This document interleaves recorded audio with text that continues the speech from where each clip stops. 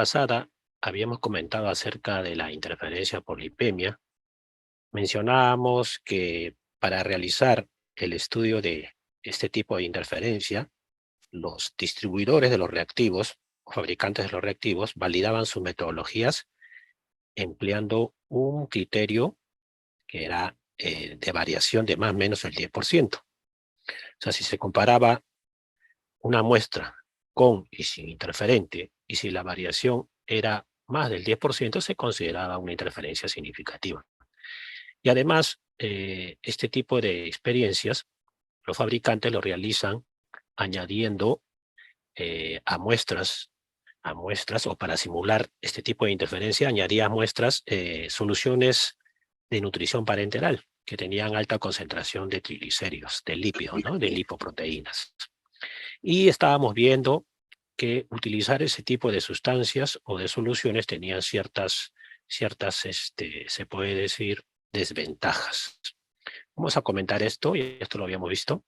Primero, que si comparamos las lipoproteínas contenidas en estas soluciones o emulsiones lipídicas, si lo comparamos con los lípidos, se puede decir endógenos o de los pacientes, los tamaños no eran los mismos, ¿no?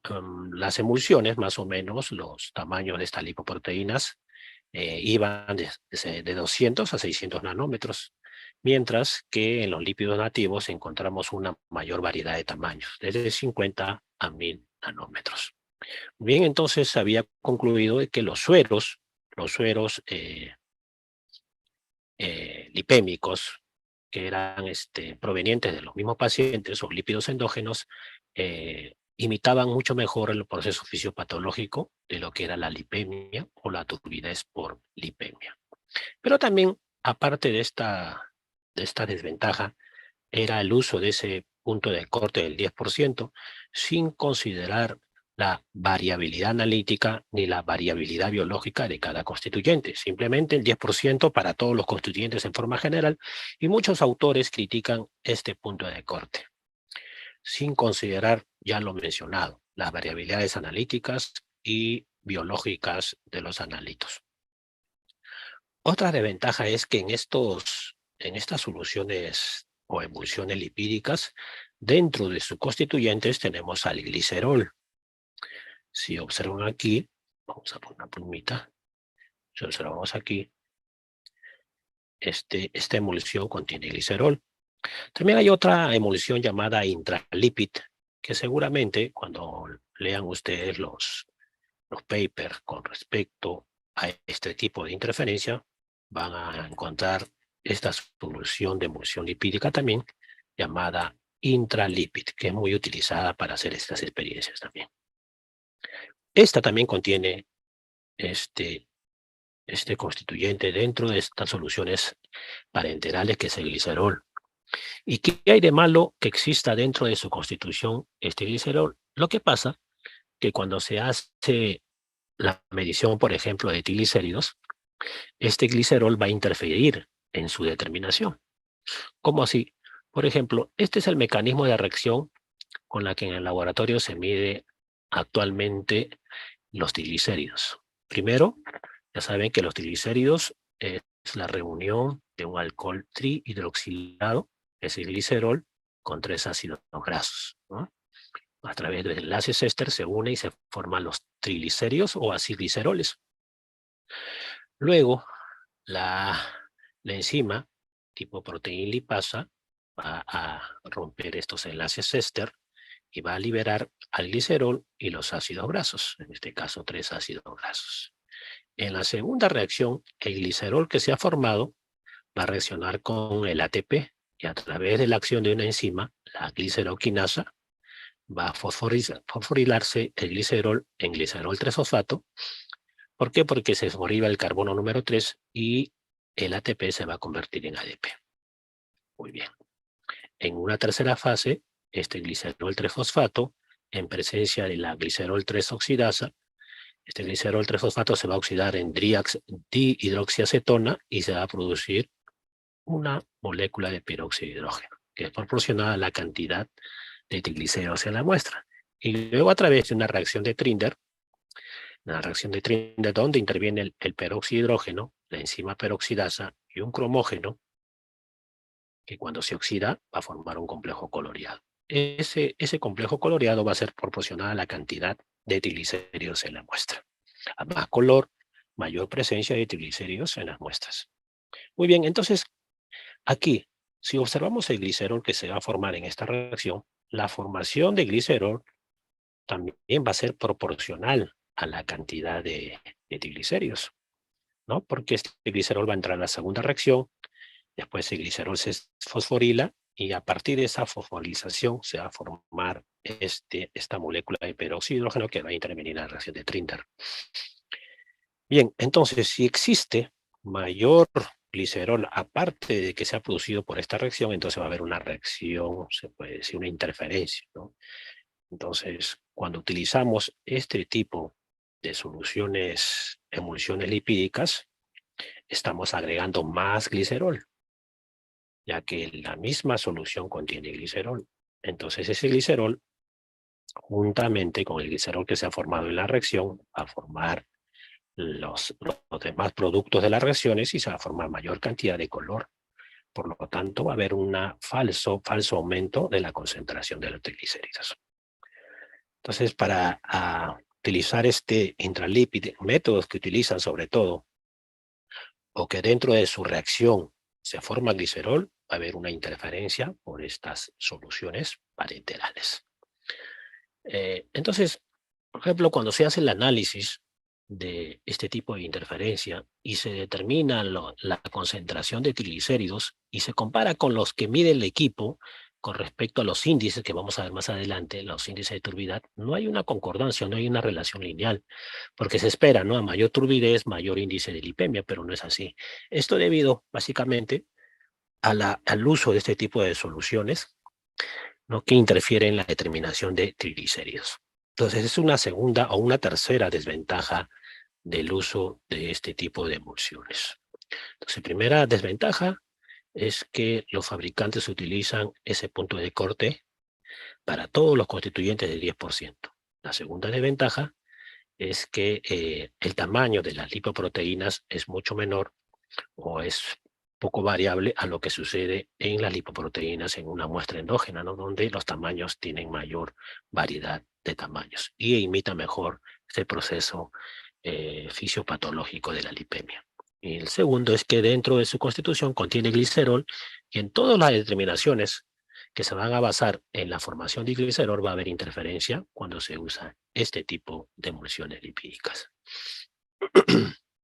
Muy bien, y para aumentar la controversia con respecto a este uso de estas soluciones parenterales, este es un artículo en forma de carta al editor. Es un resumen, se puede decir entre comillas, acerca de una investigación o de repente una comunicación preliminar para después de repente informar con más detalle este estudio. Este estudio fue publicado en el año 2020, hace poco, y ellos comenzaron a realizar un estudio para ver la interferencia en las transaminasas. Habíamos dicho que las transaminasas son las que más se afectan con este tipo de interferencia. Eso según los análisis utilizando estas soluciones o emulsiones lipídicas.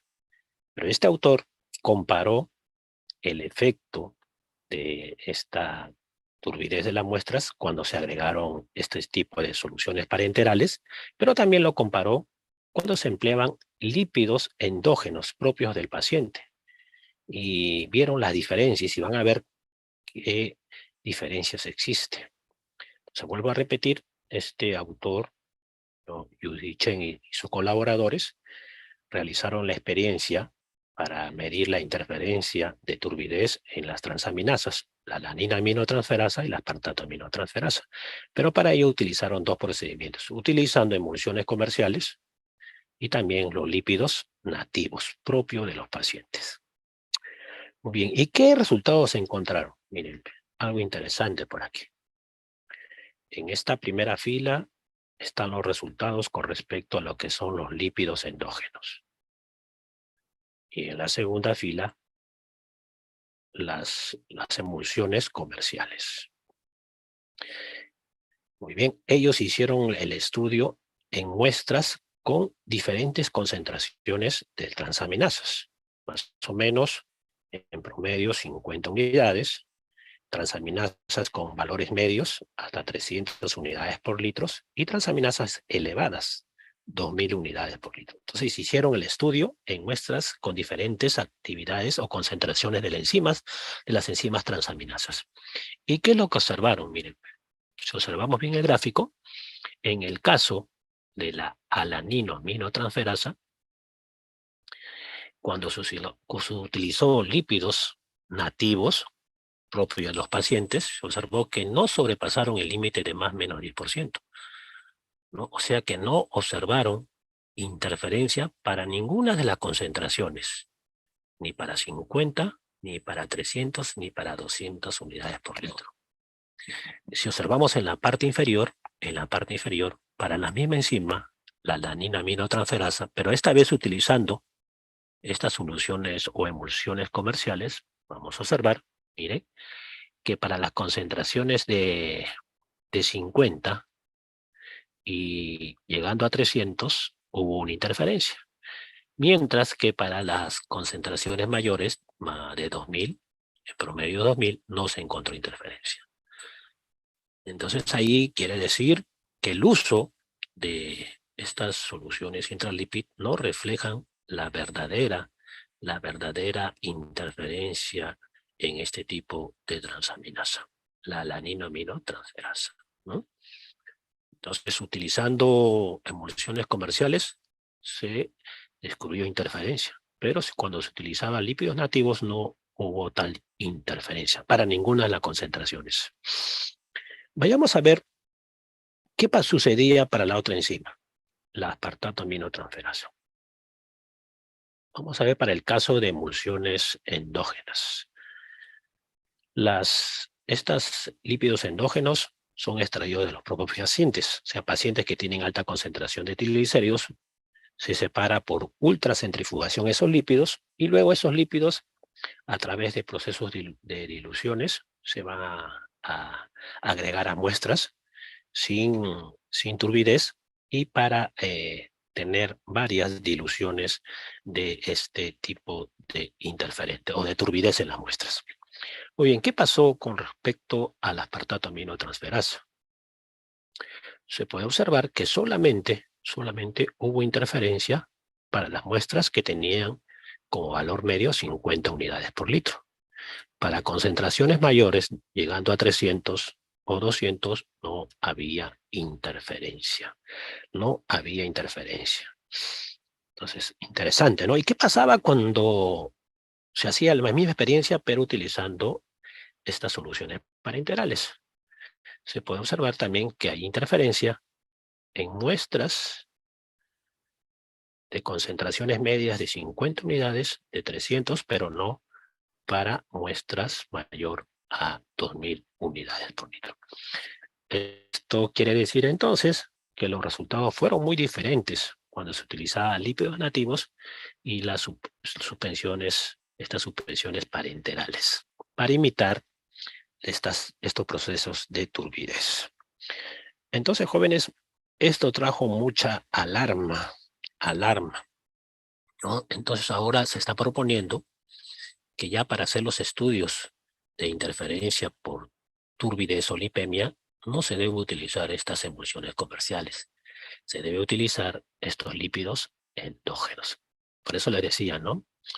¿Cómo se hace el estudio utilizando lípidos endógenos? Buscamos o pacientitos que tengan alta concentración de triglicéridos, hacemos un pool de estos sueros, ultracentrifugamos a ciertas velocidades, separamos esos lípidos y esos lípidos nos va a servir para inducir lipemia en muestras sin turbidez. Inducimos y medimos o hacemos la experiencia de la detección de interferencia por turbidez, ¿no? Entonces, lo que informa las casas comerciales, jóvenes, en sus insertos para validar sus métodos, no va a concordar cuando se hace la misma experiencia utilizando estos lípidos nativos. Este fue el primer aviso del efecto de las transaminasas. ¿no? Y esta es la principal conclusión de este estudio. Dice, debido a la variedad de lipoproteínas humanas, los límites y patrones de interferencia derivados del uso de especímenes de pacientes, o sea, de lípidos endógenos, pueden ser diferentes a los derivados de estudios que utilizan esas emulsiones lipídicas. Entonces, los resultados no concuerdan. Muy bien, hay un estudio también interesante que ha salido este año, es el 2023, sí, el 2023, aquí está. Es hace poco nada más, está calientito, donde más o menos nos indica un fluxograma, o sí, fluxograma, que cómo debe actuar el laboratorio ante la presencia de una muestra lipémica. Muy bien, dice, puede haber dos pasos, ¿no? Si encontramos una muestra de suero o plasma lipémico, medimos el índice de lipemia. Este índice lo vamos a comentar cuando veamos hemólisis, pero es una forma automatizada de detectar los niveles de turbidez en una muestra. Eso ya los equipos modernos automatizados ya lo determinan. ¿Ya? Entonces ellos determinan sus índices de lipemia. O podemos tener una muestra turbia, pero el índice de lipemia nos sale bajo. Puede haber dos alternativas. ¿Cómo es posible que la muestra esté turbia, pero el índice de lipemia es bajo? Ahorita lo vamos a ver. Pero si el índice de lipemia es elevado, entonces medimos la concentración de triglicéridos. Si es elevada, entonces se confirma que la turbidez es proveniente de una alta concentración de lipoproteínas. Pero ¿qué pasa si encontramos una concentración de triglicéridos bajos? Entonces, en este caso yo les comentaba que la turbidez de una muestra no solamente puede ser debida a lipoproteínas, también puede ser debida a proteínas. Entonces, en ese caso, si encontramos una muestra turbia, lipémica, su índice de lipemia en el equipo automatizado está alto, medimos triglicéridos si están normales, entonces de repente la turbidez es por la concentración alta de proteínas. En este caso debemos descartar gamapatías monoclonales, ¿no? Ya saben que las gamapatías monoclonales son aquellos procesos donde hay una exagerada producción de anticuerpos monoclonales contra un determinado antígeno. Muy bien, entonces si los triglicéridos están elevados, seguimos, ¿no? Retenemos la muestra. Si la concentración de triglicéridos supera los 1000, tenemos que medir amilasa. Acuérdense que cuando los triglicéridos es mayor de 1000, el paciente tiene riesgo de que se produzca una pancreatitis. Entonces debemos de medir la actividad de la amilasa cuando el paciente supera esta concentración de triglicéridos. Muy bien, entonces después se hace, ya sabemos, ¿no? Ya hemos hecho el análisis aquí, ya sabemos en qué constituyente va a haber interferencia por lipemia. Si tenemos la centrifugación a altas velocidades, sometemos nuestra muestrita para luego, nuevamente, posteriormente, eliminar esos cuerpos lipídicos y nuevamente hacer la determinación. O utilizar de repente alguna solución para extraer esos lípidos, como el caso del trifluoroetano, ¿no? Pero sabiendo que también esta solución extrayente de lípidos también tiene algunas, puede cometer algunas interferencias en algunas determinaciones, ¿no? Como el caso de proteínas totales, el calcio y la transaminasa aspartato aminotransferasa. Muy bien, si no se puede realizar eso, entonces acuérdense que existe otro proceso para solucionar este impasse, es diluyendo la muestra, siempre y cuando considerando la linealidad o el rango de medición del método, no pasarse de ese rango. En el caso de si se va a medir electrolitos y sabemos que la muestra está turbia por lípidos, es preferible medir los electrolitos por potenciometría directa. La mayoría de equipos automatizados bioquímicos, sobre todo los que utilizan química líquida, o sea, reactivos líquidos, emplean el método de IC indirecto, o sea, hacen una previa dilución de la muestra para medir los electrolitos. Pero hay equipos, como por ejemplo de química seca, que utilizan la potenciometría directa. Se puede medir ahí. O de repente los equipos de gasometría. En los equipos de gasometría también miden de manera directa los electrolitos. Entonces podemos medir ahí los electrolitos para que esté libre de las interferencias. Muy bien, entonces así como se procede cuando tenemos una muestra lipémica en el laboratorio, según este estudio, ¿no? Ellos recomiendan que utilicemos este mecanismo, este orden de procesos. ¿Y qué pasaría en el otro caso si tenemos una muestra lipémica, pero el índice de lipemia, o sea, el equipo no detecta esa turbidez?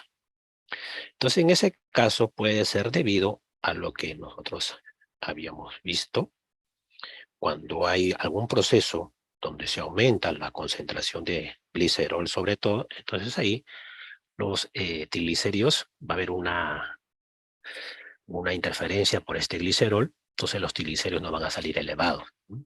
Entonces ahí de repente puede haber un trastorno genético o falla enzimática en el metabolismo de los triglicéridos, ¿no? Con la producción o la hiperproducción de glicerol y interferir en la determinación de triglicéridos. En ese caso, se debe hacer estudios para encontrar ese mal genético con respecto a lo que es la actividad de la enzima que forma glicerol en el metabolismo de los triglicéridos. Muy bien. Ya, ¿no? Justamente este es un estudio donde se estudia, algunos pacientes tienen una pseudo hiper o triglicéridos elevados falsos o una pseudo hipertrigliceridemia. ¿Por qué? Básicamente eso es un mal genético por déficit de la glicerolquinasa, ¿no? Entonces, si hay un déficit de esta enzima, está de aquí, entonces se va a acumular glicerol. Cuando se hace la determinación de triglicéridos, ¿no? Para este pacientito, como hay alta cantidad de glicerol, entonces también hay un falso aumento de los triglicéridos. Entonces, en ese caso sucede esto de aquí, ¿no? Los sueros están lipémicos, pero el índice de lipemia que el equipo arroja es bajo. Puede suceder también. Muy bien. Ya saben, si tienen alguna preguntita, me avisan, ¿no?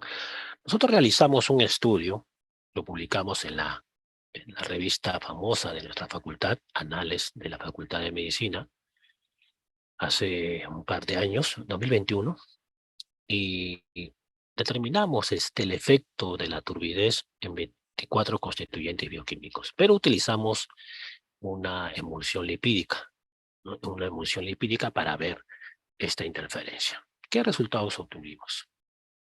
Vamos a ver.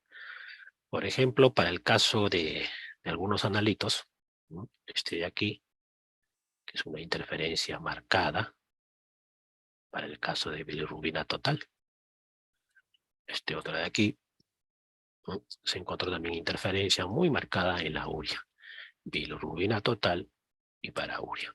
En los otros constituyentes como albúmina, creatinina, glucosa, ácido úrico y proteínas totales, la interferencia era menor. Pero para urea y bilirrubinas totales se encontró una interferencia muy marcada. Interferencia negativa, ¿no? Porque la presencia de triglicéridos o turbidez en la muestra ocasionaban que los resultados sean inferiores a los reales, ¿no? Inferiores a los reales, resultados negativos, o vías o sesgos negativos.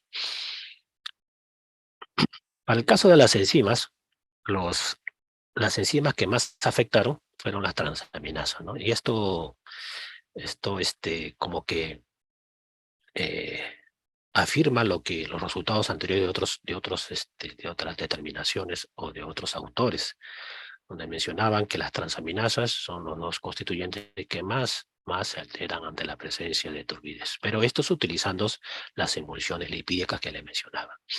En nuestro caso, cuando llegamos ya a una concentración de triglicéridos de 2500, ya el equipo no podía determinar las transaminasas. Inclusive salían valores negativos, ¿no? Incongruentes. Entonces las transaminasas, utilizando estas emulsiones lipídicas, haciendo el estudio con estas emulsiones lipídicas, fueron las dos enzimas que más se afectaban. Otras enzimas que se afectaban en una cantidad menor, la creatinquinasa y la láctico-deshidrogenasa. Las otras enzimas, fosfatas alcalina, gamma-glutamil, eh, mm, no, esta otra enzimita de aquí, lipasa, la interferencia era mucho menor. En el caso de los electrolitos, en el caso del hierro y también el fósforo, la interferencia era mucho mayor. Para el caso del potasio y el calcio y el magnesio, la interferencia era menor. Aquí nos faltó hacer el sodio. El sodio tenía, pues, había muchas dificultades en hacer ese estudio, ¿no? Por eso no se realizó en esta parte de los electrolitos el sodio. Aquí, con respecto al perfil lipídico y algunas pruebas turbidimétricas, como en el caso de la transferrina, hubo una interferencia muy significativa, también negativa. El LDL colesterol también se afectó, mientras que el HDL y el colesterol como que no se afectaron mucho. No sobrepasaron el 10%. Muy bien, entonces nosotros determinamos la interferencia en 24 constituyentes y encontramos que en 15 había una interferencia significativa. Para ello utilizamos el criterio del error sistemático deseable. Ya saben ustedes que este error sistemático deseable está basado en datos de variabilidad biológica, ¿no?, de cada constituyente. Ahora lo comparamos con el criterio utilizado por el fabricante, que es del 10%, y si hubiéramos utilizado este criterio del fabricante, constituyentes como el ácido úrico, las proteínas totales, la albúmina, calcio y magnesio no hubieran sido detectadas como sensibles a la interferencia por lipemia, ¿no? Entonces, aquí les muestro un artículo muy interesante que habla acerca justamente de estas diferencias en los diferentes estudios que hacen experiencias para detectar la interferencia por lipemia. La principal conclusión de este artículo dice que la información que brindan los fabricantes de los reactivos o distribuidores de los reactivos con respecto a la interferencia por lipemia no siempre se confirma en la parte práctica, ¿no? No siempre se confirma en la parte práctica. Ahora les decía que existen, por ejemplo, en Europa, ya a partir de todos estos estudios, están exigiendo a las casas comerciales o los que distribuyen o a los fabricantes de los reactivos que sus validaciones ya no lo hagan con estas emulsiones lipídicas, sino utilizando lípidos endógenos. Seguramente ya en los años posteriores, seguramente ya los estudios van a realizarse con estos lípidos endógenos. Pero por el momento todavía se sigue utilizando estas emulsiones lipídicas. Y también en este estudio se comprobó, les decía, ¿no?, que si esta es la curva de espectro de absorción de una muestra lipémica, entonces la que más se afectan, más o menos, es las pruebas que se van a leer por espectrofotómetro a 340 nanómetros, ¿no? Básicamente a esa longitud de onda se utiliza la conversión del NAD reducido al NAD oxidado. Esta conversión se lee a esa longitud. Y hay varias enzimas que utilizan este mecanismo, este indicador, ¿no? Es una reacción que se lee a luz ultravioleta, a 340 nanómetros. ¿Y qué analitos se utilizan este indicador? La creatinquinasa, la LDH, las transaminasas. Y justamente estas 4 enzimas fueron afectadas por el estudio utilizando muestras lipémicas, ¿no? Son las que más se afectan ante la presencia de una muestra lipémica. Muy bien. Muy bien. Ahora también, en este otro estudio del año 2011, un poco antiguo, pero trae mucha información, ellos hacen la evaluación, por ejemplo, de un equipo, el Roche Cobas 6000. Nosotros hicimos el estudio utilizando el ADVIA 1800. El ADVIA 1800. Voy a poner por aquí. Entonces comparamos nuestros resultados de nuestro equipo ADVIA 1800 con el equipo de Cobas 6000, ¿no? Cobas 6000. Y entonces nosotros describimos que en nuestro estudio había interferencia significativa para calcio, fósforo, hierro, magnesio, albúmina, urea, ácido úrico, proteínas totales y albúmina. Resultados que no coincidieron con este estudio. Además, porque ellos utilizaron el criterio del fabricante y nosotros utilizamos el criterio del error sistemático deseable. Si ya empleando diferentes criterios, ya los resultados tampoco van a concordar. No van a concordar. Por ejemplo, aquí también, para el caso específico de la determinación de bilirrubina, se comparó 1, 2, 3, 4. 4 sistemas de analizadores. Dimensión vista, COBA 6000 de Roche, el Beckman-Coulter y el Advia 1800. Entonces, ellos emplean diferentes métodos. Por ejemplo, el primer equipo, el diácido reacción, el COBAS, diclorofenildiazonio, tetrafluoroborato, el Beckman-Coulter, diclorofenildiazonio, tetrafluoroborato, muy parecido a este. Igual metodología. Mientras que el Siemens utiliza la oxidación de la bilirrubina por vanadato. Y miren los resultados de sus estudios. En el caso del primer equipo, la interferencia fue positiva.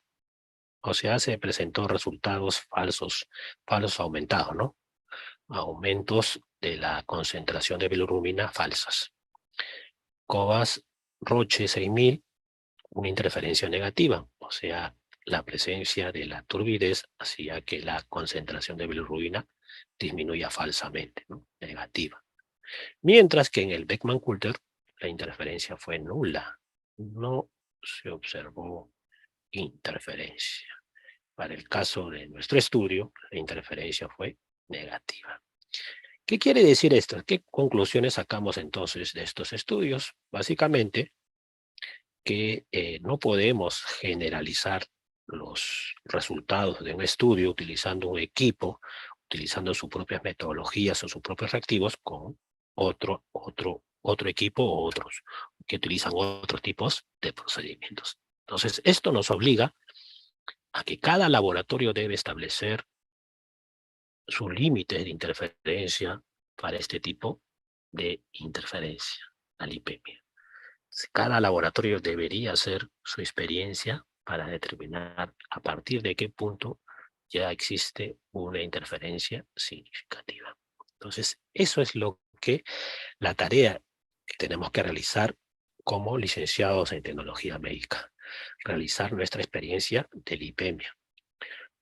¿Por qué? Porque le decía que no siempre lo que informa el fabricante concuerda con lo que realicemos en la práctica, ¿no? Entonces, nosotros tenemos la función de verificar, no validar, pero por lo menos verificar si lo que dice el fabricante es verdad. Y como le decía, ya seguramente en los años venideros, la forma de estudiar la lipemia va a variar, ¿no? Ya no se va a utilizar seguramente estas soluciones parenterales, sino se va a utilizar estos lípidos endógenos propios del paciente. Muy bien. Y hasta aquí vamos a quedarnos con respecto a lo que es lipemia. Vamos a parar un ratito para ver si tienen alguna preguntita o de repente tienen alguna, sé, algo que opinar. A ver, jóvenes, ¿tienen alguna preguntita? Profesor, Sí, dígame. en la potenciometría directa, ¿esta Sí. se usa solamente para medir electrolitos o también se puede medir otro tipo de analitos, ¿no? En muestras que tienen lipemia. Ya, la potenciometría básicamente es para la medición de electrolitos. Ahora, por ejemplo, el equipo de gasometría, donde se miden gases arteriales, aparte de esa potenciometría directa, tiene otras metodologías para medir, por ejemplo, el bicarbonato o determinar el pH, la fracción inspiratoria de oxígeno, la presión parcial de CO2, pero eso es otro tipo de mediciones. Pero estamos hablando solamente de los electrolitos en este caso, ¿ya? Entonces, la potenciometría directa básicamente se diferencia de la potenciometría indirecta, es que en la directa no se hace una dilución previa de la muestra. En cambio, en la indirecta sí utiliza un buffer especial para hacer una dilución previa y recién medir los electrolitos. Esa es la diferencia. Ahora, en bioquímica clínica, los equipos que miden por potenciometría directa básicamente son los analizadores de química seca. que utilizan slides o unas láminas, ¿no? Y donde los reactivos están secos impregnados en estas láminas. Entonces ahí no se hace una dilución previa de la muestra, simplemente se somete a estos slides y la muestra o los electrolitos se miden directamente. En cambio, en química líquida se hace una previa dilución de la muestra para medir los electrolitos. Entonces, los equipos automatizados de química líquida tienen su propio buffer para hacer la medición de los electrolitos, ¿no? Por ejemplo, en mi equipo, esta solución buffer se llama IC Buffer, ¿no? IC Buffer, ya sabemos que es para diluir la muestra antes de hacer la determinación de los electrolitos. Básicamente eso. Bien, ¿y qué electrolitos miden? Puede medir el sodio, el potasio, el calcio iónico, el cloro y otros electrolitos más. También el magnesio he visto que también se puede medir por potenciometría directa. Muy bien. ¿Alguna otra consulta, jóvenes? ¿Alguna otra preguntita? ¿Alguna consulta? ¿Preguntas? ¿Todo está claro?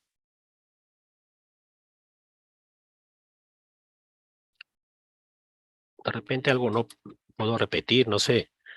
O de repente tienen algo que Profesor, comentar. ¿No? ¿O todo profesor, ¿me está claro? escucha? Sí, dígame. Eh, ¿Podría Dime. repetir cuál sería el proceso para poder utilizar lípidos endógenos? No sé si el proceso es mucho más complicado a poder utilizar estas Emulsiones lipídicas. emulsiones, ajá, las Sí, emulsiones sí lipídicas. es al principio es un poco complicado porque necesitaríamos una ultracentrífuga.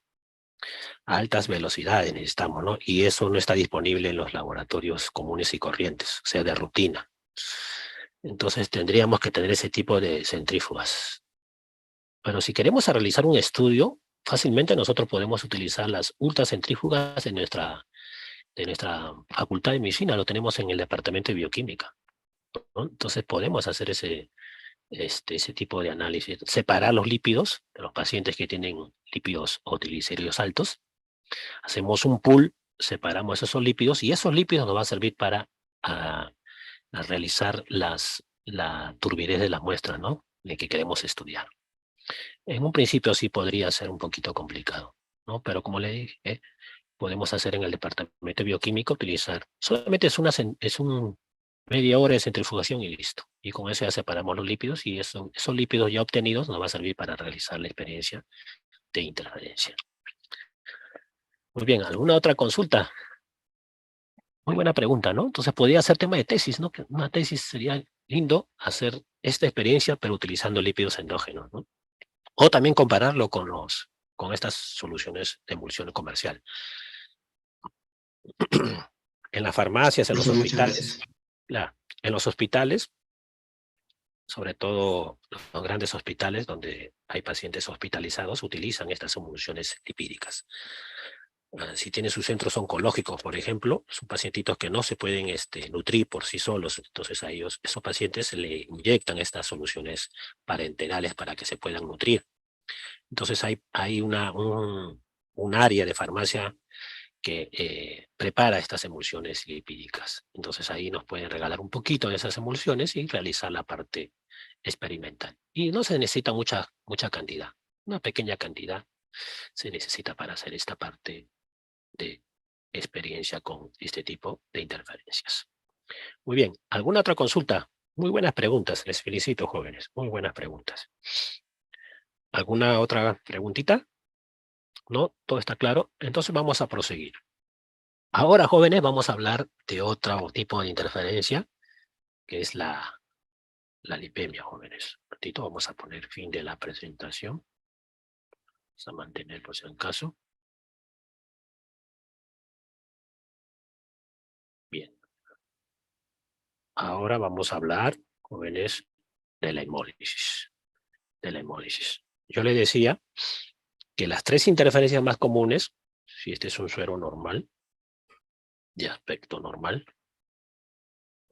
las tres principales interferencias eran la hemólisis, la lipemia, sueros lipémicos y también sueros ictéricos, ¿no? Con altas concentraciones de bilirrubinas, ¿no? Entonces vamos a estudiar el día de hoy la hemólisis. ¿Qué pasa con la hemólisis? Y también me preguntaba uno de sus compañeros en la clase pasada, ¿es posible que existan muestras con las 3 interferencias o con 2 interferencias? Sí, mire este de aquí, esta imagen.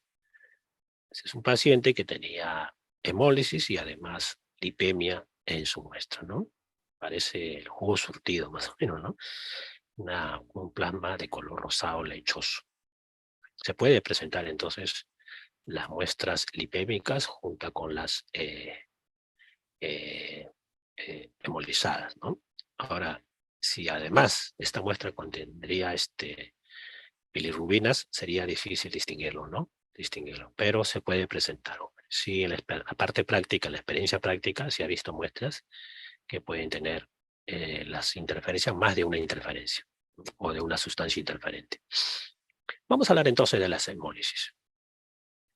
Miren, ve, este es un estudio que se realizó en un laboratorio chileno, la clínica Dávila. Se siguió las principales errores preanalíticos en un periodo del 2013 al 2018, o sea, 5 años. 5 años, ¿no? Y se puede observar aquí que el error preanalítico más frecuente, estas barras de color rojo, ¿no?, nos indica que fue la hemólisis. Entonces, siempre, quieras o no, te vas a enfrentar a muestras hemolizadas. Siempre va a haber dentro del proceso, sobre todo de bioquímica clínica, muestras hemolizadas. Entonces tenemos que saber cómo actuar ante la presencia de este tipo de interferencia, muestras hemolizadas. Entonces vamos a definir qué cosa es la hemólisis. Por diversas causas, la membrana del hematío o del glóbulo rojo puede romperse, puede lisarse. Al destruirse esta membrana se va a liberar un pigmento bien conocido por ustedes, que es la hemoglobina. Es el principal pigmento intracelular que contiene el hematío o glóbulo rojo. Ahora, esta hemoglobina le va a transmitir una coloración rojiza o rosada, dependiendo de la concentración de esta hemoglobina, a nuestra sanguínea, sueroplasma.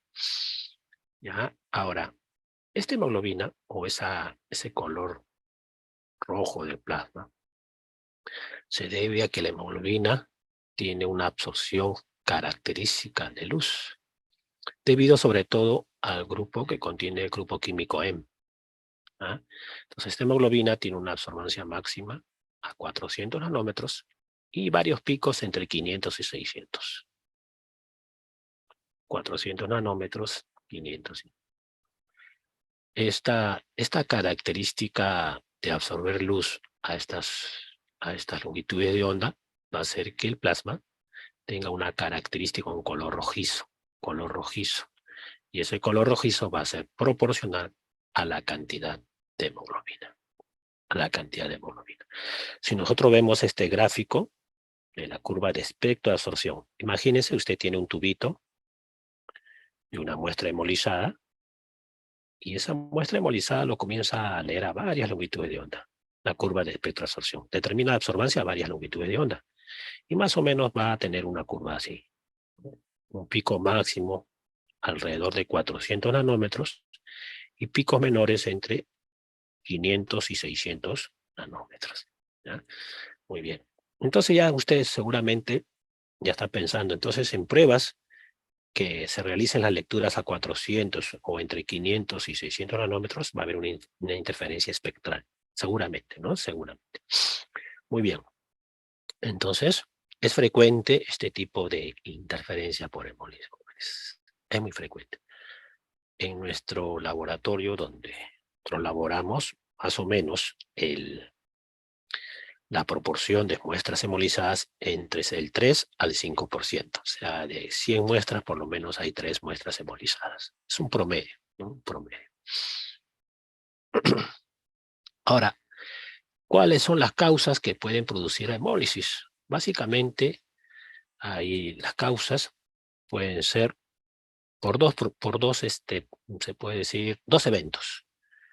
Una hemólisis in vitro in vitro, o sea, al interior del cuerpo del pacientito, por diversas causas o alteraciones en la membrana del hematí. O puede ser in vivo, in vivo cuando pues se produce por diversas alteraciones de la membrana, del hematí, o por ejemplo una hemólisis autoinmune, algo, ¿no? Entonces sería in vivo. Y in vitro, fuera de nuestro organismo, cuando se produce, por ejemplo, por una mala manipulación de la muestra, o de repente una mala toma de muestra.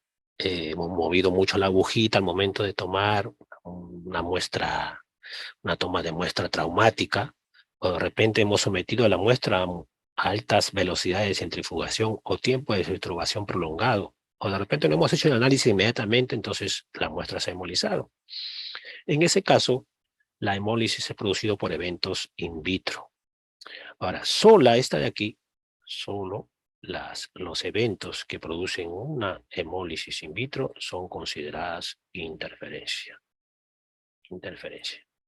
Ahora, si hay una hemólisis in vivo por alguna alteración de la membrana del hematí o por de repente alguna reacción inmunológica, hay una enfermedad autoinmune, anticuerpos que reaccionan con la membrana del hematí, liberación de la hemoglobina, hemólisis, entonces ese tipo de alteraciones no son consideradas interferencias, ¿no?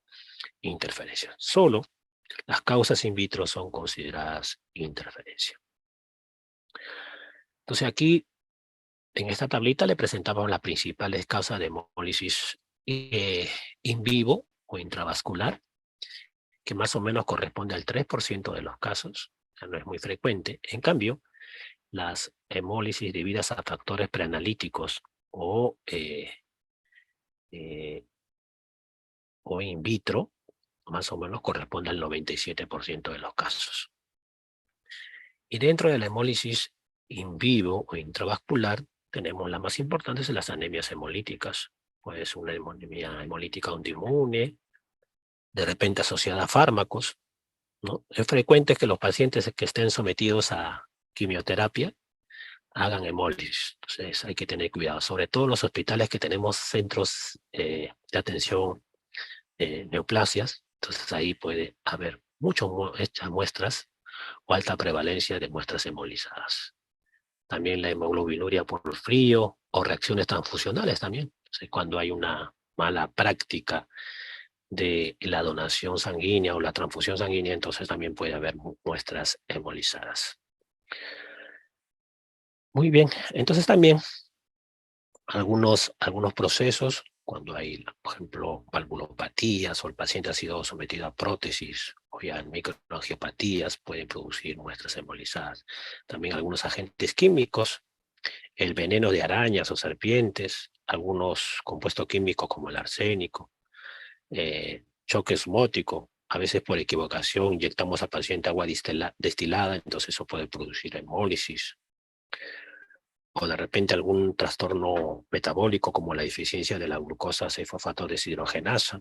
Todos esos procesos pueden producir hemólisis. También agentes infecciosos, por ejemplo, algunas bacterias como el Clostridium o Bartonella, ¿no? Cuando se produce un cuadro séptico, se puede producir hemólisis. O también los parasitarios, en el caso del plasmodio, ¿no? El plasmodio. O la malaria, ¿no? La malaria, plasmodio que produce la malaria. Muy bien, entonces en esos casos puede haber estas hemólisis intravasculares. Como les decía, estos casos no son considerados según las sociedades de química clínica como procesos de interferencia. Muy bien, también en los pacientes grandes quemados también se puede producir esos procesos de hemólisis intravasculares.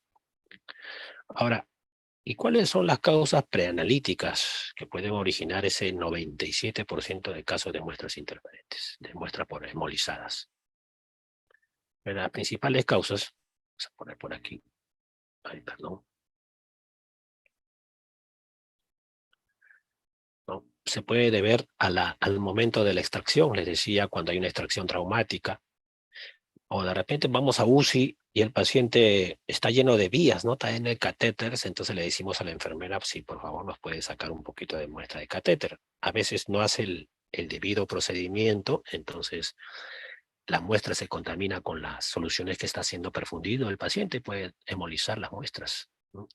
O también a veces no tenemos lugar donde hacer la punción y ubicamos una vena que tiene zonas de hematomas, entonces eso también va a producir hemólisis en la muestra. O de repente el paciente o de repente el neonato es difícil de tomar una muestrita, entonces tenemos que utilizar capilares. O sea, capilares, al momento para obtener los capilares se hace una ligera presión sobre el área donde vamos a tomar la muestra sanguínea y eso puede producir hemólisis también. De repente utilizamos un equipo no el adecuado para tomar la muestra sanguínea. Utilizamos muestras de gran calibre o de calibre menores, entonces eso también puede producir las famosas hemólisis en las muestras. También el uso de antisépticos. Cuando las muestras se contaminan con antisépticos también se pueden hemolizar. Cuando hay un excesivo tiempo de torniquete, ya sabemos qué tiempo es el considerado para colocar el torniquete al paciente. A veces se hacen llenados insuficientes en los tubos, entonces no hay una proporción adecuada de los anticoagulantes o de repente los excipientes como los activadores de coagulación, entonces se puede también producir hemólisis. Cuando hay un mezclado incorrecto de los tubos, eso es importante, ¿no? Importante siempre. A veces pensamos que solamente se debe hacer el mezclado con los tubos que contienen anticoagulantes y eso es falso, ya lo habíamos mencionado anteriormente. Ahora, una práctica que es frecuente, sobre todo en los pacientes hospitalizados, ¿no?, es cuando la muestra es tomada con jeringas. Cuando la muestra es tomada con jeringas, las licenciadas en enfermería son muy expertas en tomar la muestra con jeringa. Entonces toman la muestra, no retiran la aguja y con toda la aguja hacen el, el trasvase desde la jeringa a los tubos donde van a llevarse al laboratorio. Entonces las hematías van a pasar por ese calibre angosto de las agujas, se va a producir lesión en la membrana de los hematíes y se va a producir también hemólisis.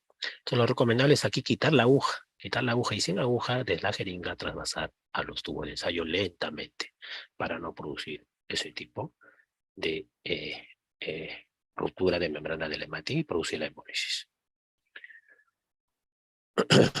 Ahora también en el transporte a veces hay centros tomadores de muestra. Se toma la muestra y se lleva a un laboratorio central. En ese vaivén del transporte puede originarse hemólisis de la muestra si no conservamos a las temperaturas adecuadas. Si sometemos al calor las muestras, lógicamente que se van a hemolizar. Entonces eso también puede traer consigo que las muestras se hemolicen. En el procesado también, cuando las muestras son muy centrifugadas a muy altas velocidades o de repente el tiempo de centrifugación es excesivo, eso también puede producir centrifugación. Cuando realizamos centrifugación en frío, ¿no? A ver, acá hay una experiencia, ¿no? Entonces había un estudiante que quería centrifugar sus muestritas. Como vio que todas las centrífugas estaban ocupadas, se fue a banco de sangre para que le centrifuguen y lo centrifugó esta centrífuga en frío. Entonces, cuando lo sacó, se dio con la sorpresa que todas las muestras estaban embolizadas, ¿no? Entonces, el frío había hecho que se rompa la membrana del hematíes y se libere hemoglobina. También cuando utilizamos, de repente, tubos con gel, y el tiempo de vida de ese gel ya terminó y expiró, pero seguimos usando esos tubos, entonces eso puede también producir hemólisis. Y eso es verdad, no es porque yo les cuento por experiencia propia. Entonces, cuando ya los tubos tienen su fecha de caducidad vencida, se debe cambiar de tubos, no utilizar esos tubos. Ahora también cuando hacemos una recentrifugación, a veces por separar el paquete globular del suero, ¿no?, se nos separa, se contamina, entonces hay que recentrifugar y eso también puede ocasionar hemólisis en la muestra.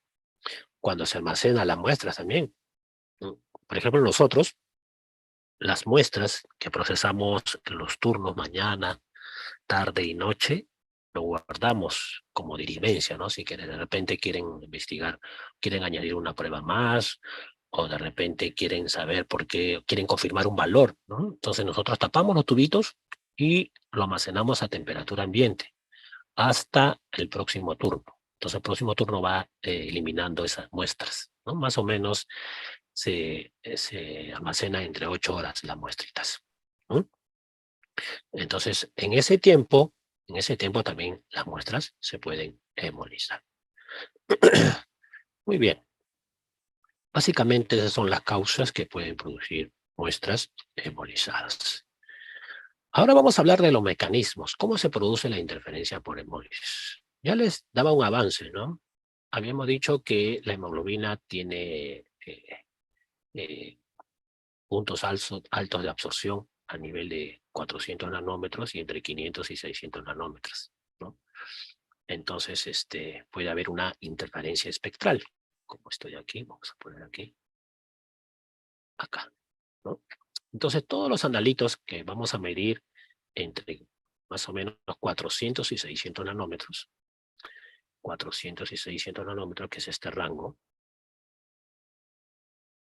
más o menos de aquí, se va a ver afectados por muestras hemolizadas. Una de ellas, en el caso de glucosa, colesterol, triglicéridos, se leen a 505 nanómetros. Entonces, se van a alterar por este mecanismo espectral de interferencia por hemólisis. Por ejemplo, también otro analito que se mide a 405 nanómetros es una solución de color amarillo bien pálido, que es la fosfatasa alcalina.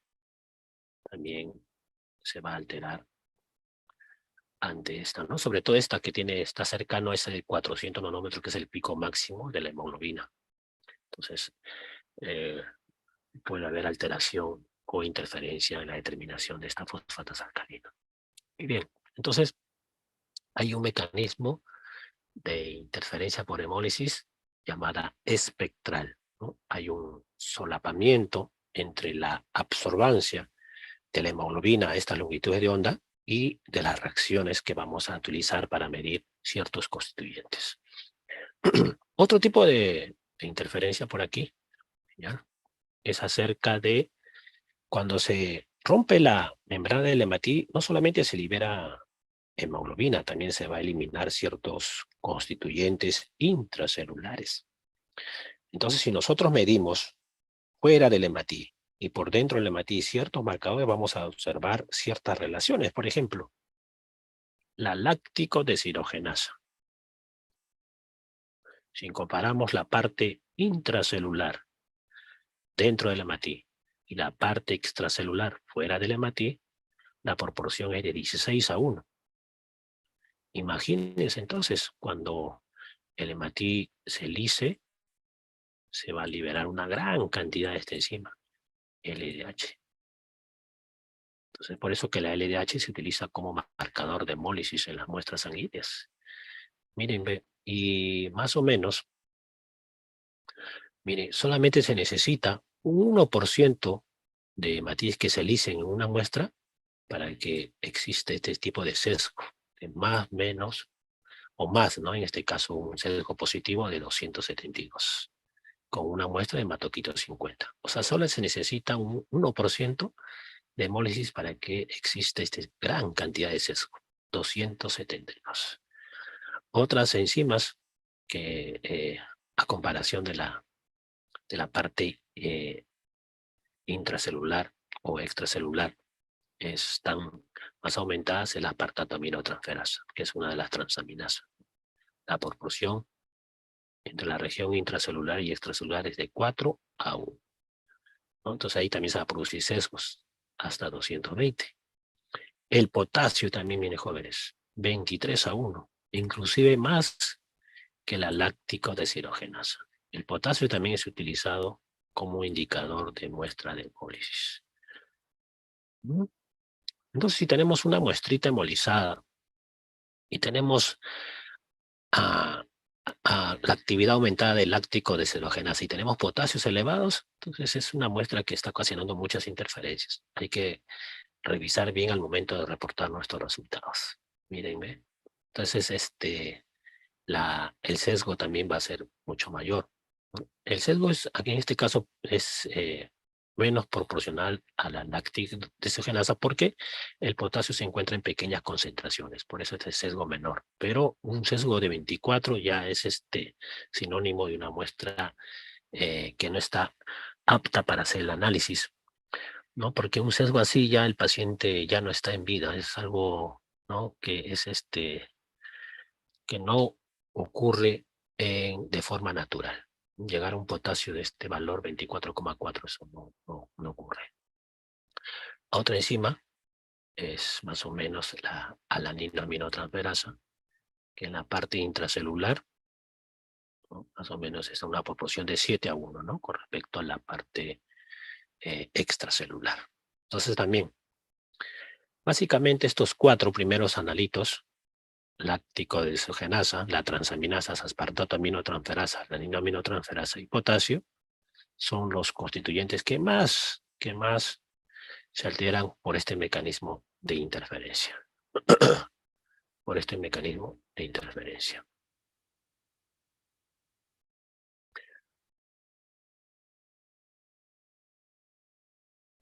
Listo. Ya. Muy bien. Otros analitos, por ejemplo, la glucosa, hay en mayor proporción en la zona extracelular, entonces como no se altera mucho. El sodio también no es un ion extracelular. Entonces, ya en este caso los sesgos van a ser menores y con signo negativo.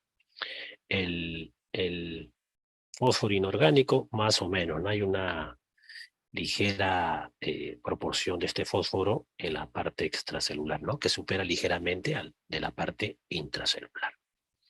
Muy bien, entonces, cuando se lisan los hematíes, no solamente va a haber liberación de hemoglobina, sino también va a haber liberación de estos constituyentes intracelulares. Y cuando midamos estos constituyentes en muestras hemolizadas, seguramente que va a haber falsos aumentos de estos constituyentes, sobre todo estas transaminasas, la LDH y el potasio. Ya este mismo cuadro, lo he puesto aquí, vamos a sacar. Por ejemplo, aquí, este es de un estudio que se midió potasio en muestras sin hemólisis más o menos un nivel de, se podría decir, de 1 o 1 cruz, 2 cruces, 3 cruces y 4 cruces. O sea, con intensidad de hemólisis mucho mayor. Entonces los niveles de potasio comenzaron a aumentar. En el primer grupo el promedio fue de 4,12, cuando hubo hemólisis, 1 cruz 4,23.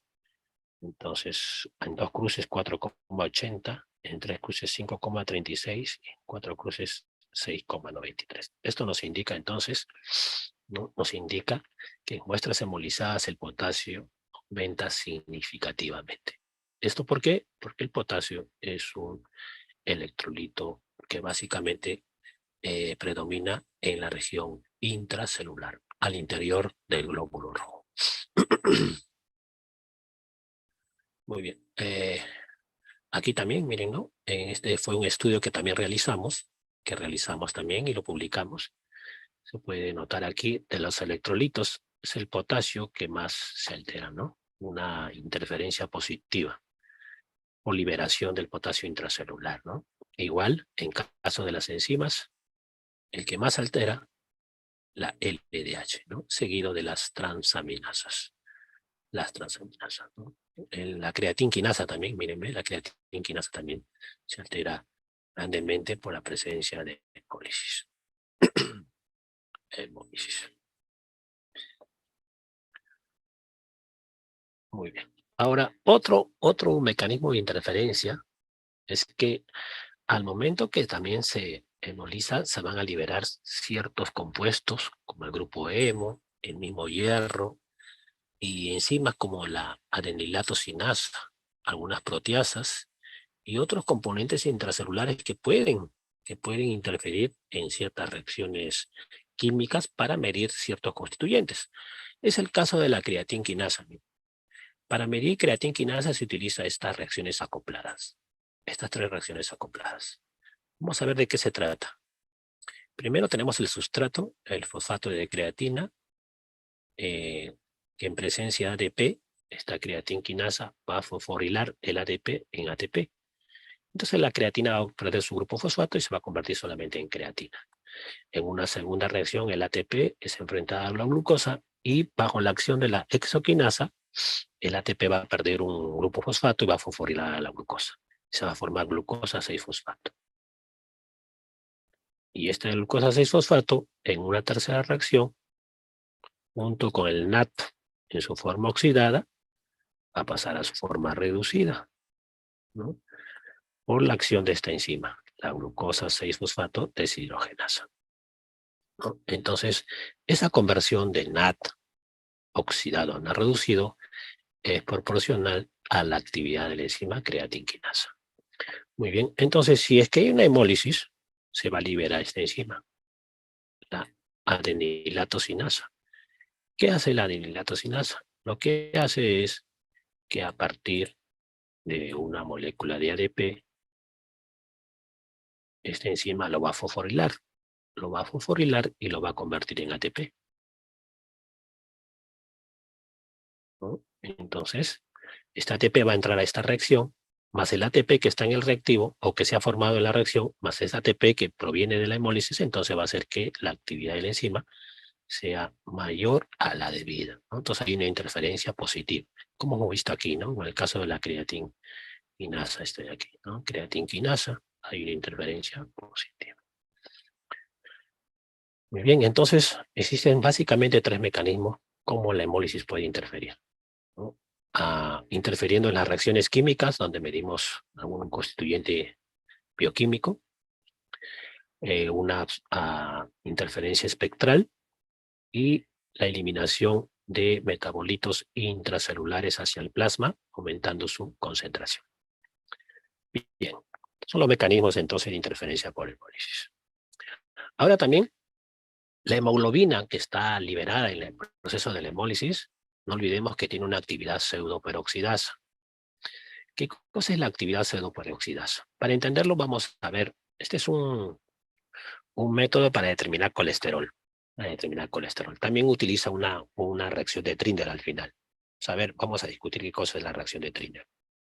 Ya, primero, en la circulación el colesterol está a través de enlaces de tipo éster, está unido a ácidos grasos.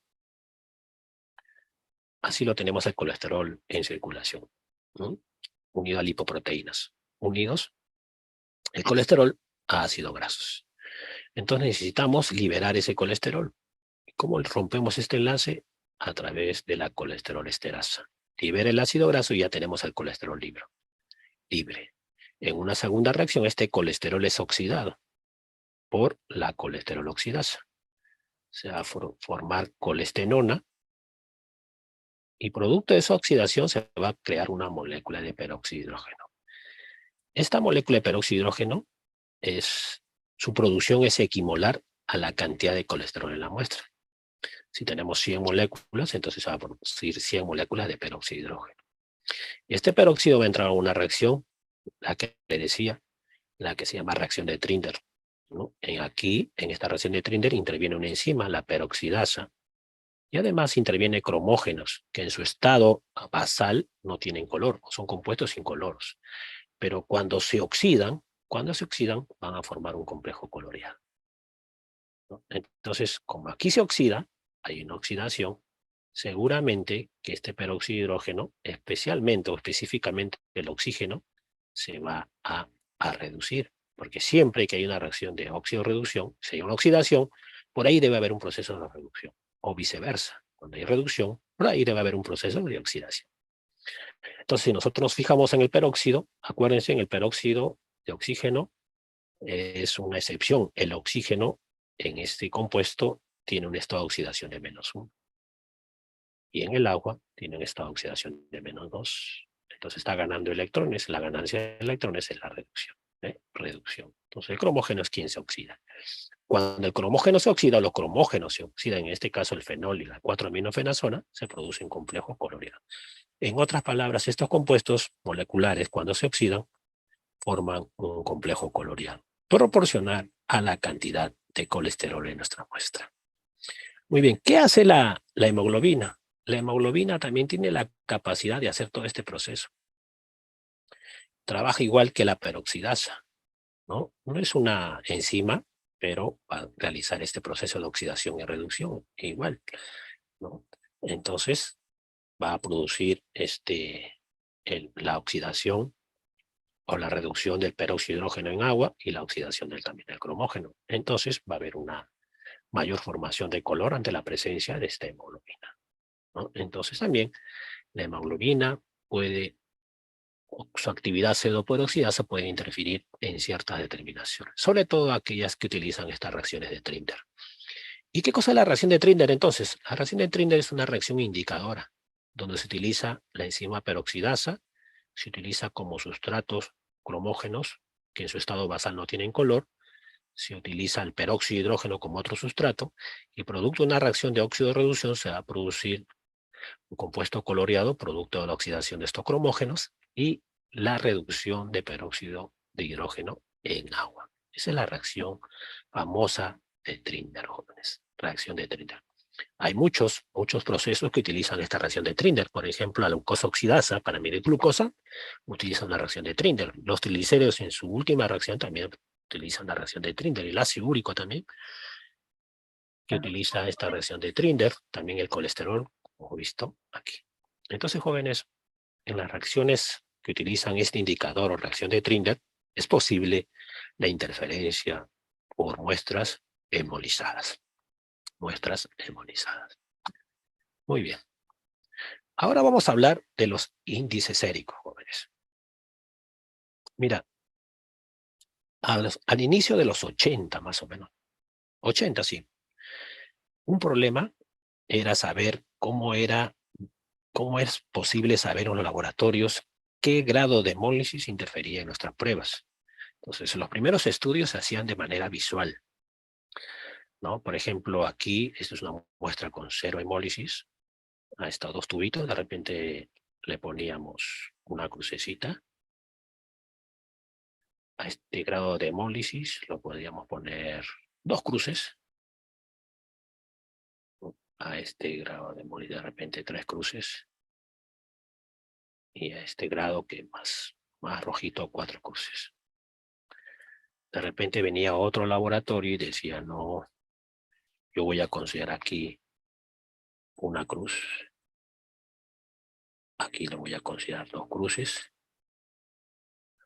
Aquí lo voy a considerar 3 cruces. Y estos 2 últimos lo voy a considerar 4 cruces. O sea, no había un acuerdo, no era muy subjetivo calificar los niveles de hemólisis, ¿no? Era muy subjetivo, además no era muy exacto, no era muy sensible. Entonces, ya en la época de los 90, los equipos automatizados comenzaron a calcular el grado de hemólisis, el grado de interferencia de manera general, no solamente hemólisis, sino la interferencia por lipemia y ictericia. A esas mediciones del grado de interferencia le llamó índices séricos, los índices séricos. Entonces ahora, actualmente los equipos automatizados, la mayoría de equipos automatizados tienen esa capacidad de medir el grado de interferencia, ya sea por hemólisis, lipemia o ictericia. Ya los pueden determinar. ¿Y cómo hace la determinación? A través de métodos espectrofotométricos. O sea, miden la absorbancia de las muestras a varias longitudes de onda.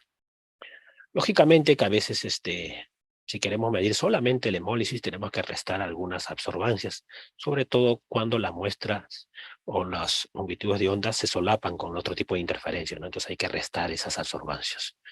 Muy bien. Entonces, la venida de esta automatización del uso de estos índices séricos nos brinda información sobre la presencia de un interferente, ¿no? En forma particular, una muestra en particular, ya les decía, ¿no? Puede ser hemólisis, lipemia o ictericia. Ojo, pero la medición se hace en una muestra particular. Entonces, todas las muestras son sometidas a esta estimación de estos índices. Además, medir los índices séricos de forma automática permite omitir lo que le decía, ¿no? La subjetividad, la falta de sensibilidad, ¿no? A comparación de los procedimientos visuales o manuales. Entonces, ahora los principales equipos automatizados ya tienen estas características de poder medir sus niveles de interferencia a través de estos índices séricos. Muy bien, ¿en qué se basan entonces la medición de estos índices? básicamente en las características espectrales de la hemoglobina, bilirrubina y lipemia. En otras palabras, el equipo antes de hacer su medición hace como una curva de espectro de absorción, ¿no? Mide a diferentes longitudes de onda y en base a esos valores determina si existe interferente o no, ¿no? Muy bien, pero no los tres juntos, sino de forma separada, ¿no? Lanza un índice de hemólisis, un índice para bilirrubina y un índice para lipemia. Muy bien. Entonces, los índices séricos son cálculos de las mediciones de absorbancia. Ahora, estos valores o estos índices se pueden presentar de forma semi-cuantitativa o cualitativa, como lo vamos a ver. Entonces, miden los niveles de interferencia por ictericia, hemólisis o lipemia presentes en muestras desconocidas. Por ejemplo, si nosotros queremos medir o el equipo, ¿no? El equipo quiere medir algún índice, entonces tiene que ver estas características espectrales de estos interferentes, ¿no? Entonces, las fórmulas para determinar estos índices incluyen correcciones para compensar el solapamiento espectral. ¿Cómo así? Por ejemplo, aquí, a esta longitud de onda entre 570 y 600 hay una absorción de lo que es la hemólisis, la hemoglobina, pero también hay una absorción de la lipemia. Entonces hay que hacer la corrección. Si queremos medir solamente el índice de hemólisis, entonces hay que quitar esta absorbancia debido a lipemia. Entonces ahí hay que hacer una corrección, ¿no? Ahora, por ejemplo, si queremos medir en esta longitud de onda, entonces en ese caso no se hace la corrección porque aquí solamente absorbe lo que es la lipemia, ¿no? Entonces ahí no se hace corrección de hemólisis ni ictericia. Por ejemplo, si estamos aquí, en este rango, por ejemplo, aquí no hay, no interfiere mucho la hemólisis, pero sí lo que es de aquí, la ictericia, ¿no? Y también la lipemia. Entonces hay que hacer corrección. Si queremos medir en este punto, por ejemplo, la interferencia por ictericia, entonces hay que tratar de quitar esta interferencia de turbidez, ¿no? Ese solapamiento que existe entre las longitudes de onda. Entonces el equipo hace algunos ajustes para calcular esos índices. Por ejemplo, aquí, este es un ejemplo de uno de los manuales de los equipos que he manejado. Ellos utilizan la medición de las absorbancias a 2 longitudes de onda. Y ellos determinan con esta fórmula su índice de hemólisis, por ejemplo, ¿no? Ese índice de hemólisis, vamos a poner aquí, es igual a 1 sobre A. Ya que vendría a ser, se dice que es un factor de conversión del valor de absorbancia por 10 a la 4. O sea, quiere decir que este factor, ¿no?, lo multiplica por 1 y 4 ceros. O sea, por 10.000, para que el valor de absorbancia sea convertido en un número, ¿no?, y nos arroje un índice, ¿no? O sea, un número. Luego, mire la absorbancia 2. A ver, dice lectura de absorbancia bicromática, obtenida entre 600 y 570 para la hemólisis, ¿no? Entonces, mire, a esta longitud, ¿se acuerdan que hay picos de absorbancia de la hemoglobina a esta longitud de onda? Pero a 700 y 600 también absorbe lo que es la lipemia. Entonces aquí hace una corrección, ¿no? La absorbancia número 1. La absorbancia debida a la lipemia. Y B es un factor de corrección, ¿no?, de la medición de hemoglobina, absorbancia 2 para la lipemia. Entonces utiliza esta fórmula y determina su índice de hemólisis. Su índice de hemólisis. Bien. Vamos a ver por aquí, entonces aquí tenemos. Se utiliza esa formulita, es una resta, una sustracción, ¿no?, de la absorbancia donde absorbe la hemoglobina y la absorbancia donde absorbe la lipemia, para sacar ese solapamiento donde las dos tipos de muestras pueden absorber luz.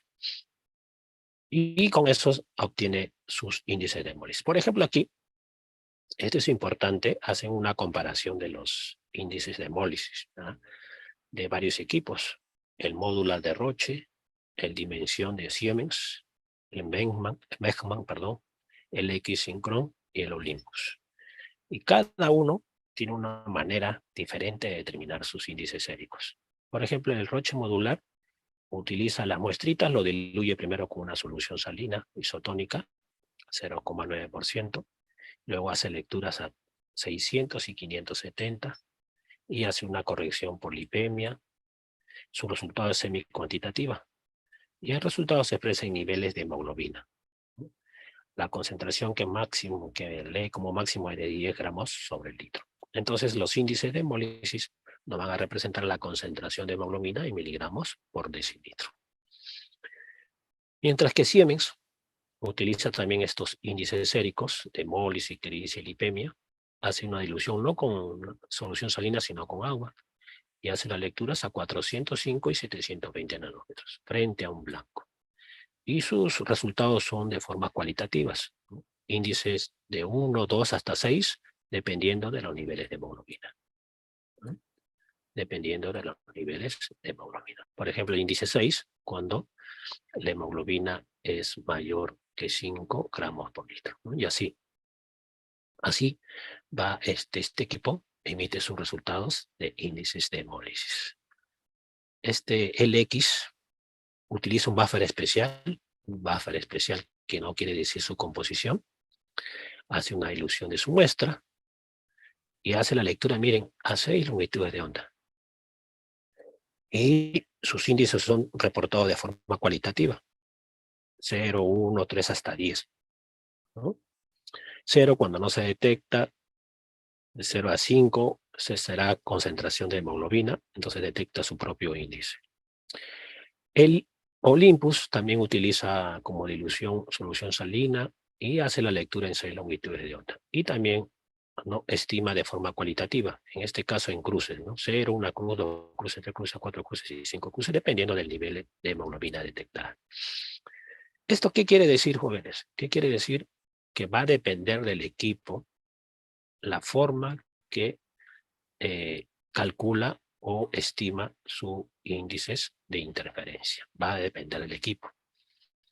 No, esto es una desventaja. O sea, cuando se hacen estudios con respecto a lo que es interferencias, entonces como cada equipo utiliza su propio índice, su propia manera de detectar sus índices o de estimar los índices, entonces no se van a poder comparar, ¿no? Entonces, también esto seguramente en el transcurso de los años va a haber una normativa que obligue a todos los fabricantes de los reactivos o de equipos que establezcan una misma manera de detectar estos índices de interferencia. Muy bien. Por ejemplo, aquí este equipo que estamos usando actualmente en el Hospital Revalliati es el Atelica de Siemens, ¿no? Ellos establecen sus índices de hemólisis en 6 niveles, de 0, cuando la hemoglobina es menos de 10 miligramos por decilitro, y máximo índice de 6 cuando la muestra contiene más de 1000 miligramos por decilitro de hemoglobina. Entonces, estos índices son proporcionales a los niveles de hemoglobina que contiene la muestra. Ahora les cuento, ¿no? Les cuento, un alumnito está haciendo un estudio. Supuestamente los equipos automatizados para que determinen estos índices, ¿no?, utilizan ciertas metodologías, ciertas diluyentes, ciertos buffers, ¿no?, y hacen lecturas en diferentes longitudes de onda, ¿no? Este alumnito ha encontrado la forma de medir la hemoglobina libre en las muestras sanguíneas, pero dice, pero si no tenemos, ¿qué pasaría, por ejemplo, en provincias que no tenemos equipos automatizados para medir esos índices de moles? Entonces, ¿cómo voy a hacer el estudio? Lo que ha hecho él es a través de un análisis de imágenes. Hay varios software que analizan las imágenes. Cada color tiene una numeración o tiene un valor. Entonces, él tomando fotos a las muestras con grado de hemólisis y procesando esas imágenes con esos números que le digo, a través de un celular puede obtener estos índices de hemólisis sin utilizar equipos automatizados. ¿No? Y está en la parte experimental y le está saliendo bien bonito el trabajo. ¿no? Entonces, él ha investigado bastante acerca de cómo los equipos miden este índice de hemólisis, porque los equipos no te dicen, pero buscando en bibliografía he encontrado más o menos la forma, ya qué longitud de onda debe leer, restar, qué factor utilizar para medir este índice de hemólisis. Entonces, él va a medir estos índices de hemólisis utilizando simplemente el celular y no un equipo automatizado. Interesante también esa idea de investigación. Bien, jóvenes. Y aquí, miren, aquí, por ejemplo, es un equipo, creo que es el Alinity C-Systems.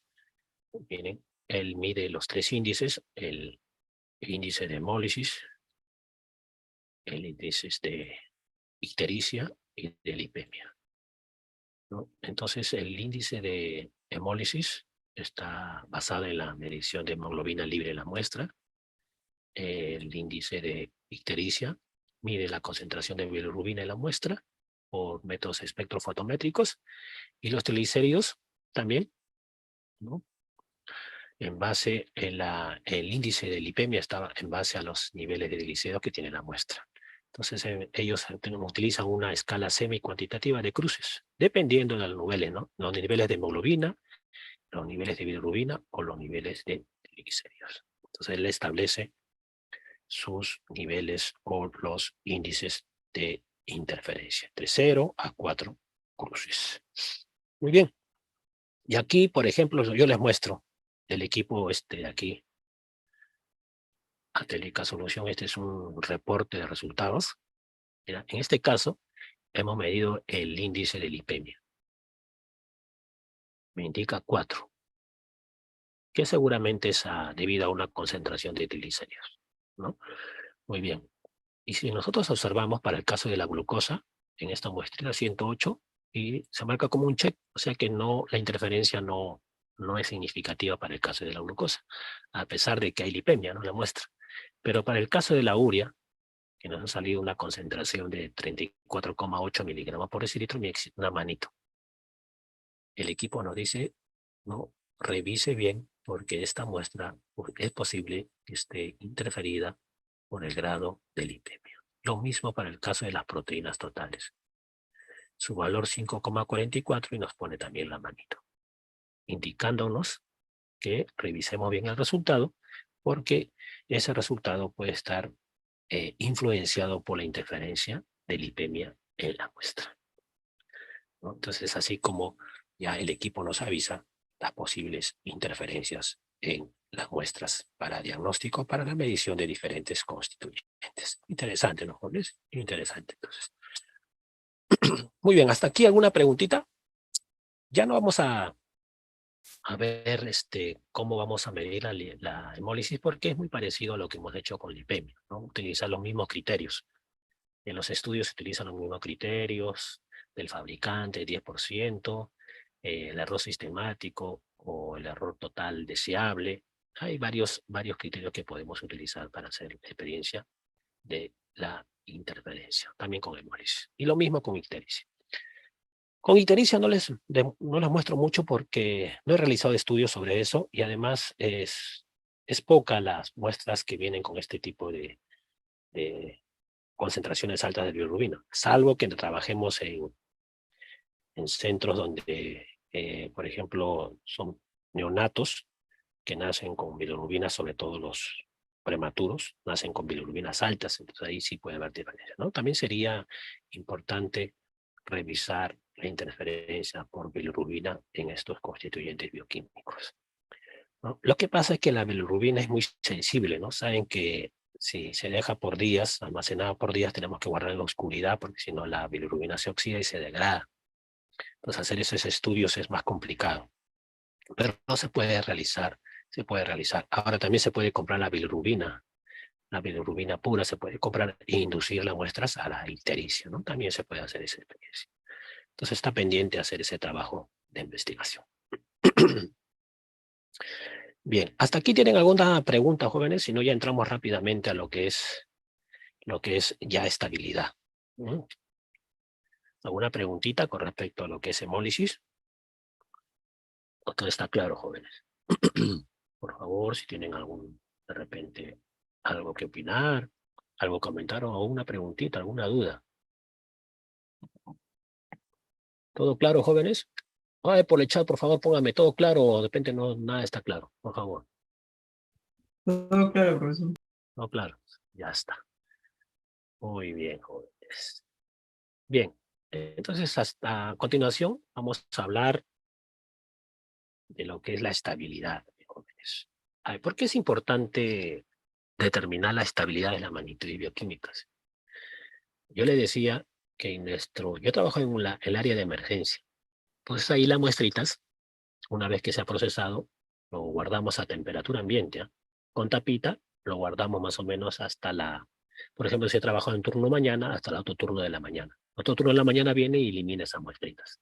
Y así, si usted trabaja en la noche, guarda las muestras de la noche y el próximo turno de noche, elimina esa muestra. Así, más o menos, ¿no? Hay un tiempo de almacenamiento de las muestras. ¿Y para qué se guardan las muestras? Les decía, ¿no? Son muestras de dirimencia. En esas muestritas de repente hay que comprobar algún resultado, o de repente se le quiere aumentar alguna pruebita, o de repente se le quiere, no sé, verificar algún resultado, o de repente necesitamos un poquito de suero para mandarle a otro servicio donde no se realiza ahí las pruebas de emergencia, etcétera, etcétera. Entonces, es importante saber qué está pasando con los constituyentes bioquímicos en ese tiempo de almacenamiento. Cuando yo trabajaba en la parte central, en el laboratorio central, tenían otra forma de almacenar las muestras. Tapaban las muestritas y lo guardaban en la parte baja del frigider hasta el día siguiente, ¿no? Y después se eliminaban. Entonces, va a depender de la forma que usted almacena sus muestras para hacer el estudio de estabilidad. ¿Qué cosa es la estabilidad entonces? ¿Qué es la estabilidad de una magnitud bioquímica? Se puede definir como el periodo de tiempo en que la magnitud mantiene su valor dentro de unos límites establecidos. Si se sobrepasa esos límites establecidos, entonces ya vamos a decir que el analito no es estable. Entonces tenemos que ver hasta qué tiempo tiene esos límites de estabilidad establecidos. Ahora la estabilidad va a depender de la forma que nosotros conservemos la muestra, ¿no? Por ejemplo, algunos guardan sin tapita, otros separan el suero a otro tubo secundario, lo almacenan así, otros lo congelan, las muestritas, otros lo refrigeran, o de repente otros lo ponen a temperatura ambiente, ¿no? Otros lo almacenan en los tubos primarios, otros en tubos secundarios. Entonces tenemos que ver todas esas condiciones para hacer los estudios de estabilidad.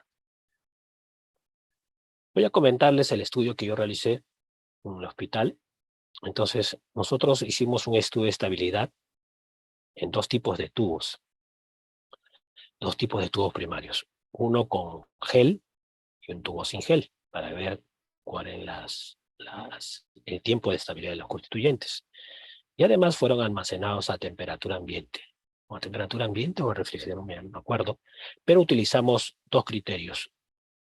Un criterio combinado, perdón, que combinaba la variabilidad analítica y la biológica. Entonces vamos a describir rápidamente este estudio. Para medir la estabilidad se utilizan básicamente dos tipos de criterios. Los estadísticos, que es muy criticado porque, según los especialistas en química clínica, mencionan que cuando se utiliza una prueba estadística para medir este tipo de variabilidades, en este caso la estabilidad, ellos no consideran lo que es la significancia clínica. Simplemente, ¿no?, de forma fría determinan si existe diferencia entre las mediciones y nada más. En cambio, los metrológicos sí utilizan las características de los propios analitos, como su variabilidad analítica, o sea, la imprecisión del método. Hay métodos que utilizan también esta variación biológica intraindividual. Entonces podemos emplear esta fórmula de aquí, que dice que si es que se rebasa estos límites de 1,65 multiplicado por el coeficiente de variación analítica del método, entonces, si sobrepasa este límite, decimos que el analito ya no es estable. En este segundo criterio, es la mitad del coeficiente de variación biológica intraindividual. Si se supera este límite, también entonces podríamos decir que la muestra ya no es estable. Pero hay un criterio combinado que utiliza los dos criterios anteriores. ¿no? Y utiliza esta fórmula, muy parecida a la fórmula de, cuando vimos el delta de Check, ¿no? O el valor de referencia de cambio. Muy semejante, ¿no? Muy semejante. Semejante, pero no igual, ¿no? Entonces, la raíz cuadrada de 1,65 multiplicado por el coeficiente de variación analítica al cuadrado por 0,5 multiplicado por el coeficiente de variación intraindividual. Todo lo sacamos raíz y obtenemos los límites de estabilidad. Ya saben que estos datos de variabilidad biológica no obtenemos de estos cuadritos, ¿no? Que, por ejemplo, está libre en la página de WestGar, usted puede descargar estos datos. Inclusive ahora la Sociedad de Bioquímica Clínica Europea tiene nuevos datos, se ha actualizado estos datos y quiere utilizar nuevos criterios o nuevos datos de variabilidad biológica, apoyados en más estudios para obtener estos datos. Muy bien, entonces, ¿qué es lo que hicimos? A ver. Entonces, medimos la estabilidad en 27 constituyentes bioquímicos. La temperatura de conservación fue a refrigeración. ¿Ya? Se refrigeró las muestras en dos tipos de tubos primarios. Con gel, el de aquí, y otro tubo sin gel. La diferencia es, lógicamente, la que uno de ellos tiene gel, ambos tienen activadores de la coagulación. Muy bien, y estos fueron los 27 analitos a la cual se le midió la estabilidad. Y para ello se utilizó este criterio, ¿no? Si en el tiempo la concentración de estos analitos comparado a la basal, o sea, al momento que hicimos la determinación primaria, hubo una variación, o la variación sobrepasaba este límite, entonces se decía que ya el analito no era estable, ¿no? Se había variado significativamente.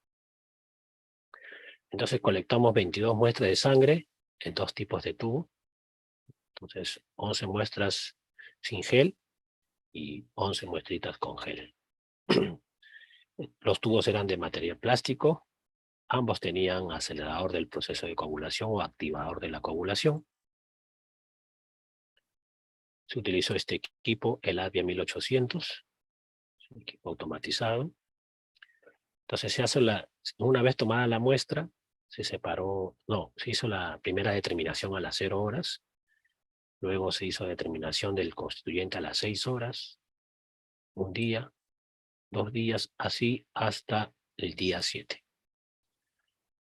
Y las muestras entre determinación y determinación se almacenó a temperatura de refrigeración, 4 más o menos 2 grados centígrados.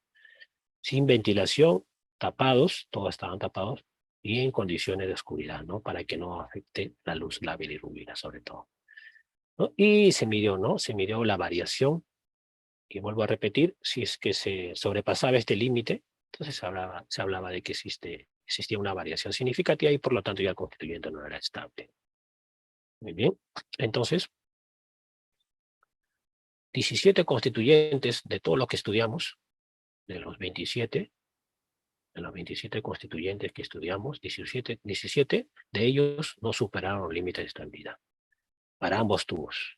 O sea, quiere decir que eran estables para ambos tubos a esas condiciones de almacenamiento.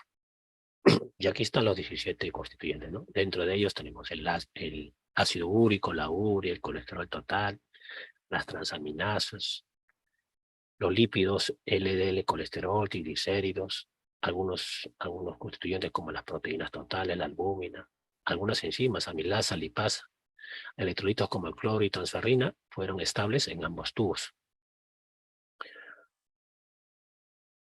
Analitos como el caso de la creatinina, fosfatasa alcalina, el HDL, colesterol o la lipoproteína de alta densidad, el hierro, fósforo, magnesio y potasio, excedieron los límites para ambos tipos de tubos. O sea, quiere decir que en los tubos, con gel y sin gel, estos constituyentes no fueron estables.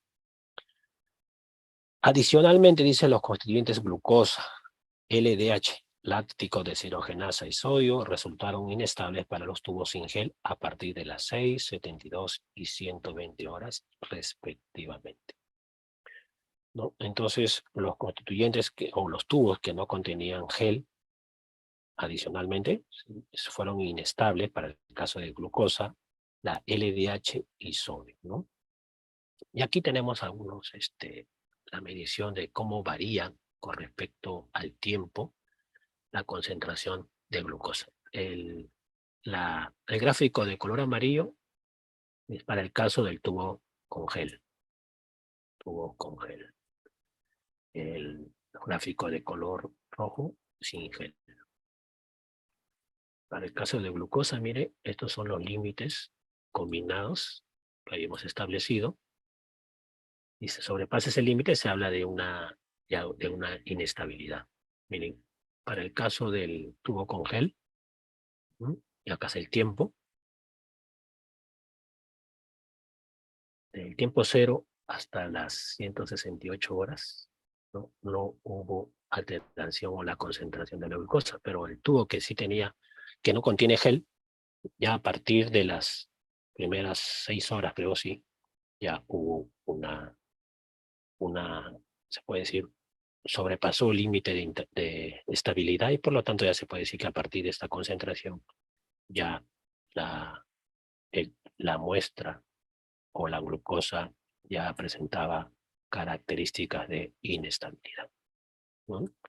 Para todos los tiempos. ¿Ya? Miren cómo disminuyó, ¿no? Disminuyó. Acuérdense que el tubo sin gel, ¿no? Tubo sin gel, no existe una separación entre el paquete globular y el suero, ¿no? Entonces, las células que se encuentran en el paquete globular van a consumir la glucosa del suero y es por eso que hay una disminución, ¿no? Disminución. Para el caso del láctico deshidrogenasa, para el caso del tubo con gel, no hubo una alteración o una inestabilidad muy significativa, pero el tubo sin gel sí, ¿no? Y esto debido a que seguramente conforme pasaba el tiempo las hematíes se lisaban, se liberaba LDH al espacio extracelular, al suero, y entonces por eso que aumentaba la concentración del LDH, ¿no? Para potasio también, acuérdense que el potasio es un ion intracelular básicamente, predomina dentro de las células, entonces conforme pasa el tiempo las células se inmovilizaban y el potasio era liberado. Pero también en los tubos con gel, ya también a partir de las 96 horas comenzaron a salir por los límites de estabilidad, ¿no? Muy bien, entonces en este caso, si queremos almacenar, por ejemplo, un tubito que no contiene gel y queremos almacenar para medir potasio posteriormente, entonces como máximo podemos almacenar hasta las 6 horas. Porque posterior a eso ya hay una tendencia al aumento del potasio en tubos sin gel. Ahora, si el tubo fuera con gel, podríamos almacenarlo hasta las 72 horas. Pasado este tiempo ya el constituyente ya no es estable, ¿no? Hay un aumento, un falso aumento, en este caso, del potasio. Para la creatinina, miren, en ambos tubos se comportó por igual, salvo en en los últimos tiempos, 144 horas y 168 horas. Ya para ambos tubos, el analito creatinina era inestable, ¿no? Para ambos tubos. El sodio, miren, para los tubos con gel, a partir de las 120 horas, hubo una interferencia, una inestabilidad ya significativa. Y no para los tubos con gel. La variación no fue muy significativa. Bien, entonces, ¿qué conclusiones podemos sacar de todo lo que hemos visto? Básicamente, los constituyentes bioquímicos tienen mayor estabilidad cuando se conservan en tubos con gel, a comparación de los tubos que no contienen ese gel o esa barrera que permite la separación entre el paquete globular y el suero sanguíneo. Ahora, los laboratorios utilizan diferentes marcas de tubos. No podemos comparar o utilizar estos resultados para prueba de estabilidad de otro laboratorio que de repente utiliza otras marcas de tubo de ensayos, ¿no? Entonces también tenemos que ver esas diferencias. Entonces, de acuerdo a estas conclusiones, ¿no? Es conveniente que cada laboratorio estudie la estabilidad de sus analitos siguiendo su propias metodologías. Como le decía, ¿no? Cada laboratorio tiene su forma de almacenar sus muestras. Entonces, si por ejemplo en su laboratorio congelan la muestra o refrigeran la muestra en tubo secundario, hay que hacer el estudio de estabilidad en ese tubo secundario. ¿Cuántos tiempo puede durar o es estable los analitos en esa manera de almacenar las muestras? Y este es el artículo que les muestro acerca de la estabilidad. La estabilidad fue publicado como una carta al editor, ¿no? Carta al editor. Ahí está, lo pueden bajar también de la revista de Anales de la Facultad de Medicina. Y aquí les muestro otros estudios para que profundicen en el caso de la estabilidad, ¿no? Ahora, ¿no? Ahora, jóvenes, miren, por ejemplo, este estudio fue publicado en el 2021. Ellos utilizan una metodología llamada CRES para reportar la estabilidad de diferentes constituyentes bioquímicos. Entonces aquí en este estudio nos presenta varios criterios para hacer el estudio de estabilidad, cómo debemos hacer el estudio de la estabilidad, cómo reportar, etcétera, etcétera. Muy interesante. Y esto es calientito, hace poco, fue publicado en el año 2023, ¿no? Hizo un estudio, estos autores hicieron un estudio de un problema que se presenta en el laboratorio, muy frecuente, acerca de la estabilidad de los controles de calidad. En muchos autoanalizadores, ya los controles se quedan en el rack donde se encuentran los reactivos, porque estos racks presentan ya refrigeración, ¿no? Entonces ya se encuentran los reactivos y el control de calidad, y simplemente usted programa, llega en la mañana, le da la orden para que haga el control de calidad, y automáticamente el equipo hace el control de calidad. Ya no hay que alicuotar los controles, ni hay que de repente guardarlos y al día siguiente sacarlos. Entonces en ese transcurso, en ese interín, puede que los controles se averíen. Entonces, en este estudio, estudiaron la estabilidad de esos controles que son refrigerados en el propio equipo automatizado, ¿no? Les digo esto porque en ciertos laboratorios, como el caso de nuestro laboratorio, nosotros nos dan los controles en unos tubos pequeñitos, sacamos por ejemplo, para medir el control número 1, sacamos 300 microlitros y lo llevamos a una copita, y con esa copita hacemos la determinación del control de calidad. En los dos niveles, nivel 1 y nivel 2, 300 microlitros de cada uno. Y luego el tubito que nos dieron, rápidamente hay que devolverlo para que lo guarden al frigider. Guardamos a refrigerados o controles. Muy bien. Entonces, pero conforme pasan los días, hace esa operación, usted ve la tendencia de que los controles comienzan a bajar, ¿no? Entonces, no existe estudios más o menos que nos indiquen más o menos cuál es la estabilidad de esos controles, utilizando ese mecanismo de sacar todas las mañanas de la nevera los controles, alicuotar y inmediatamente leer. Hay otros laboratorios que, por ejemplo, alicuotan sus controles en pequeñas copitas y cada día, ¿no? Lo congelan y cada día van sacando sus copitas, ¿no? Sacan su copita, descongelan y corren el control de calidad. Pero aún así también se ve que pasado cierto tiempo, si usted ve sus cartas de control, ya en los días 20, 21, 22, ya los controles comienzan a bajar. O sea, los resultados están por debajo de la media. Entonces ahí sería importante hacer un estudio, ¿no? De la estabilidad de los controles, pero en diferentes condiciones, ¿no? En diferentes condiciones. Entonces este es un ejemplo de un estudio. Fácilmente podría ser un estudio de tesis, ¿no? Medir la estabilidad de los controles en diferentes escenarios, ¿no? Y este también es de ahorita nada más, hace 2 semanas creo que salió, es del año 2023, y nos habla acerca de unas recomendaciones. ¿Qué recomendaciones? Los diseños para hacer estudios de estabilidad. Entonces nos habla de un diseño muy, muy simpático para hacer estudios de estabilidad. Entonces ahí podemos copiarnos o seguir esta recomendación de utilizar este diseño para medir estabilidad, por ejemplo, de estos controles que le decía, O de repente medir la estabilidad de nuestros constituyentes bioquímicos. De repente trabajamos en un laboratorio periférico para llevarlo a un laboratorio central. Entonces, en esas condiciones, ¿cuánto es que nuestra muestra puede durar? ¿No? ¿Cuánto tiempo son estables los especímenes o los constituyentes bioquímicos que queremos medir en el laboratorio clínico? Entonces, tenemos ahí bastante tareita para que ustedes puedan leer los artículos, quieren empaparse con este tema de estabilidad. De repente, más adelante, quién sabe, realice tu tesis con respecto a este punto. Muy bien, pero no solamente esto se puede aplicar en muestras de suero, ¿no? También puede ser, por ejemplo, de líquidos biológicos. No se ha hecho estudios de líquidos biológicos. Por ejemplo, líquidos pleurales o líquidos cefalorraquídeos, ¿no? O de repente combinar la estabilidad química con la estabilidad celular, ¿no? ¿Cuánto más o menos tienes de tiempo para que los hematíes, los leucocitos en un líquido biológico no se alteren la forma y lo puedas reconocer fácilmente? También podría ser un estudio de ese tipo. Muy bien, jóvenes. Hasta aquí ya hemos hablado, hemos terminado la parte de lo que es interferencias y estabilidad.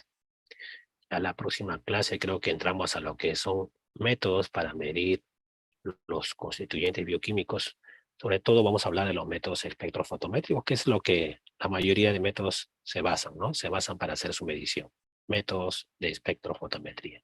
Vamos a hablar de unos principios, de los tipos de reacciones de punto final, de dos puntos, puntos múltiples, cinéticos, enzimáticos, para medir los diferentes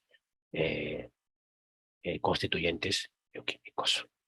Bien, jóvenes, hasta aquí nos vamos a quedar. No sé si tendrán alguna pregunta, jóvenes, alguna preguntita, algo que comentar. No sé, Profesor, tengo jóvenes. una pregunta. A ver, a ver. Preguntar si para todas estas variaciones y que Mm. estamos viendo sobre la factibilidad de los métodos y cómo se hacen, ¿hay alguna entidad ah, que ya tenga convenio, o sea, que tenga todos los parámetros hechos y que dictamine cómo deberían ser estos espectrofotómetros o estas máquinas, y cómo se deberían estar analizando y todo? ¿O se hace en Ah, base de sí, estudios aislados de laboratorios? sí. A ver, con respecto a lo que es interferencias, como te digo, cada equipo utiliza su propio método, ¿no? A veces uno diluye, por ejemplo, como viste, en solución salina, otros emplean ciertos buffer, otros en agua. Entonces, incluso algunos hacen su reporte de interferencias de forma cualitativa, otra de forma semicuantitativa. Entonces, no hay un consenso con respecto al estudio de interferencia por los equipos automatizados. Ahora, con respecto a lo que es estabilidad, demostrado estos dos últimos artículos, que son de las sociedades europeas de química clínica. Ahí nos recomienda de cómo realizar los diseños para investigar lo que es estabilidad de los diferentes constituyentes bioquímicos. Si hace la lectura, va a observar que existen diseños que ya están probados con muchas, se puede decir, muchos estudios previos, que es la mejor manera de hacer los estudios de estabilidad, ¿no? También existen guías, algunas guías internacionales como de la CLSI, con respecto también a la medición de interferencias, ¿no? Entonces ahí nos indica también cómo hacer esos estudios de este tipo de interferencias y también de estabilidad. Existen guías que debemos de seguir también. Muy bien, pero hay procedimientos que todavía faltan mucho que desarrollar. Y aseguro con el tiempo se va a implementar, ¿no? Entonces, por ejemplo, como hemos visto en el caso de alipemia, ¿no? Los fabricantes de reactivos emplean soluciones parenterales o estas de nutriciones parenterales para hacer sus estudios. Pero ya el estudio, las evidencias científicas nos están viendo que utilizar ese tipo de soluciones ya no es bueno, ¿no? No se debe utilizar lípidos endógenos propios de los mismos pacientes, porque ellos imitan el proceso fisiopatológico de la lipemia con mucho, con más, se puede decir, más cercano a lo que sucede al interior de nuestro organismo. Bien, pero sí existen guías en la que nosotros nos podemos guiar para hacer todos estos tipos de estudios. Muy bien, no sé si habrá otra preguntita. Profesor, Sí, dígame. En el estudio que nos había mostrado, el que hemos estado hablando, Sí. em, no sé si no se consideró la variable de temperatura o ya no era necesario. No sé. Sí, en el estudio de estabilidad consideramos 4 más menos 2 grados centígrados. O sea, temperatura de refrigeración. No congelamos la muestra, sino en la parte baja de la nevera. Más o menos medimos la temperatura en ese tiempo que duró el estudio, y más o menos la temperatura fluctuó entre 4 grados más menos 2 grados centígrados. Ujú. Sí lo mencionamos en el estudio también. La temperatura fue importante, ¿no? Porque no va a ser igual que usted realice a una temperatura ambiente, o de repente a una temperatura de refrigeración, o de repente el estudio lo hace a una temperatura de congelación. Va a ser, lógicamente, que los resultados van a ser diferentes. Muy buena pregunta, entonces, ¿no? Claro, todas esas variables se debe considerar cuando hacen un estudio de estabilidad. ¿Alguna otra consulta, jóvenes? ¿Alguna preguntita más? ¿No hay más preguntas? Entonces creo que a partir de la próxima clase hay una primera evaluación, ¿no? Entonces la evaluación vendría hasta aquí, ¿no? Hasta aquí vendría. Hay muchas cosas que preguntar, entonces tenemos que leer bastante cosas. ¿No hay alguna preguntita, alguna consulta, de repente algo que pues, quieran opinar? Si no, ya nos quedaríamos hasta aquí. ¿No? Bien, jóvenes, entonces nos vemos la próxima semana para seguir con el estudio tan fascinante que es la bioquímica clínica. Ya les decía, no vamos a ya entrar a la parte de espectrofotometría, cómo se mide ya los constituyentes bioquímicos en el laboratorio de bioquímica. Bien, jóvenes, si no hay más preguntas, consultas, muchas gracias por su atención. Nos estamos viendo la próxima semana.